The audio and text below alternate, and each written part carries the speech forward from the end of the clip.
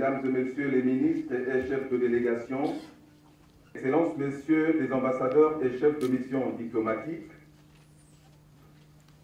en République du Congo, Monsieur le secrétaire général adjoint de la Conférence des Nations, ancien Premier ministre de Guinée, coordonnateur du PER, chef du département des hydrocarbures,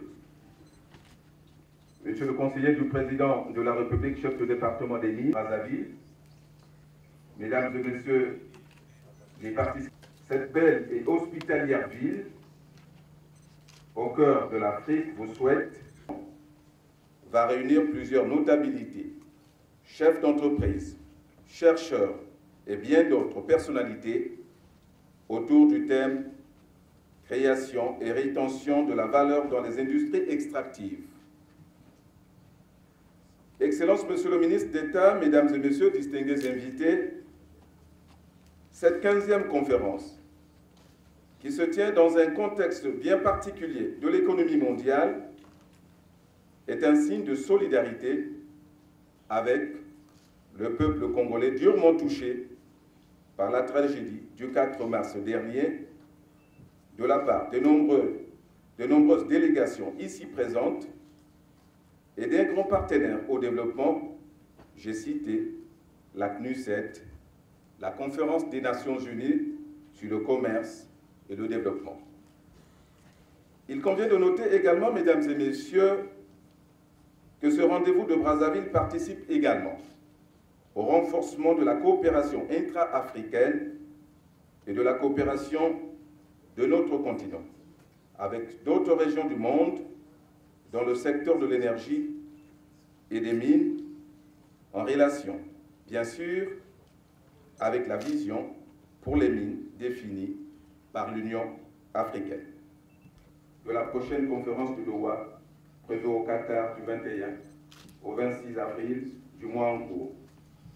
Des voix les plus cérémonies, nous allons tour à tour suivre les allocutions de Monsieur le représentant résident du PNUD, Programme des Nations Unies pour le développement, coordonnateur du système des Nations Unies en République du Congo, de la République, Monsieur Pierre Moussa, de l'aménagement du territoire et de l'intégration.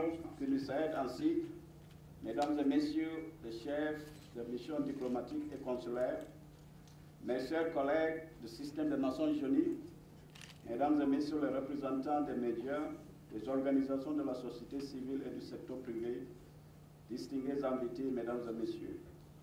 C'est pour moi un grand honneur et un immense privilège de prendre la parole à l'occasion de la présente cérémonie d'ouverture de la 15e conférence de la CNUSET sur le négoce et le financement du pétrole, du gaz et des mines en Afrique pour adresser de façon solennelle notre très chaleureux et fraternel message de bienvenue au Congo que le président de la République, son Excellence, M.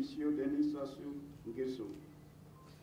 Je voudrais également féliciter les hautes autorités congolaises pour avoir maintenu la tenue de ces assises malgré les événements douloureux qu'a connu le Congo il y a seulement un mois.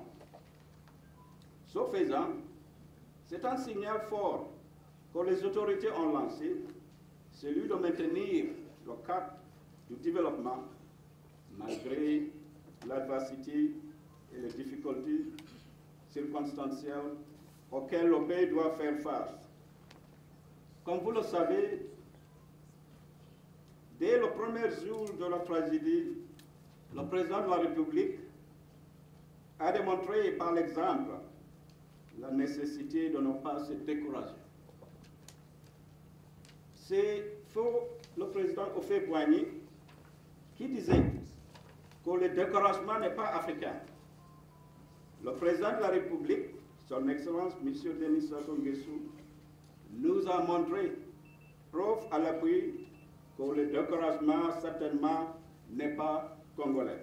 Puisque mon but sera de sensibiliser les uns et les autres sur l'importance que l'Afrique, et en particulier les pays dotés de ressources minérales et autres, devraient accorder à la mise en place d'un système d'échange de recensement, de digitalisation et de gestion des données.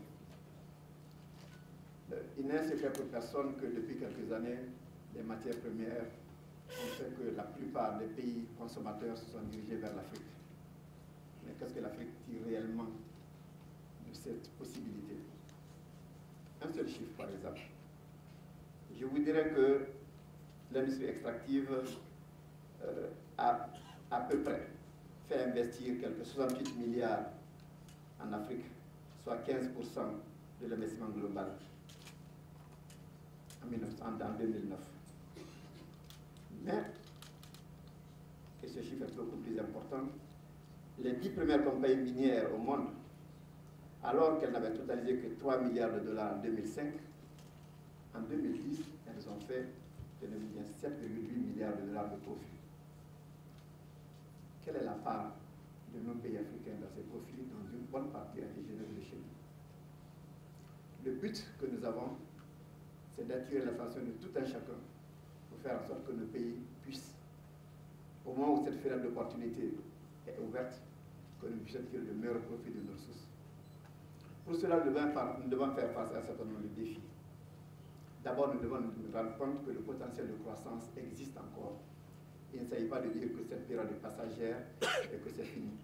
Si vous regardez les besoins croissants de la Chine, de l'Inde, du Brésil, de tous les pays émergents, dû au fait de la création d'une classe moyenne qui a de plus en plus besoin de se mécaniser, d'améliorer son niveau de vie, vous verrez que le besoin de matières premières est encore à de beaux jours devant nous.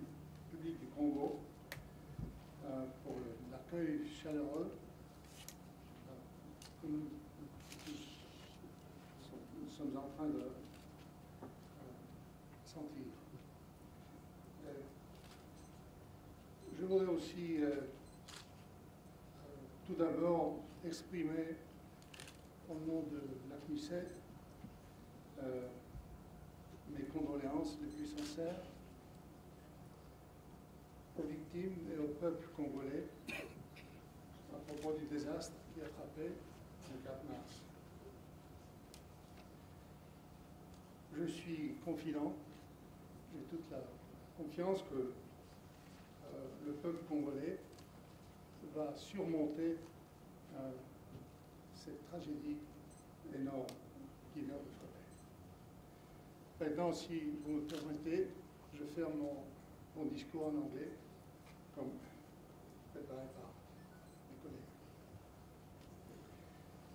Excellencies, during the next 3 days, currently African countries account for 12% of global oil production and 8% of global copper production.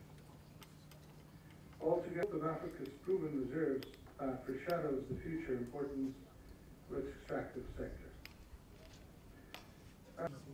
which have multiple uses, for example, as components and catalysts, or in new technologies, in new frontiers for world resource companies, who are likely to increasing the looks to the boom has adequately contributed to the development of African economies.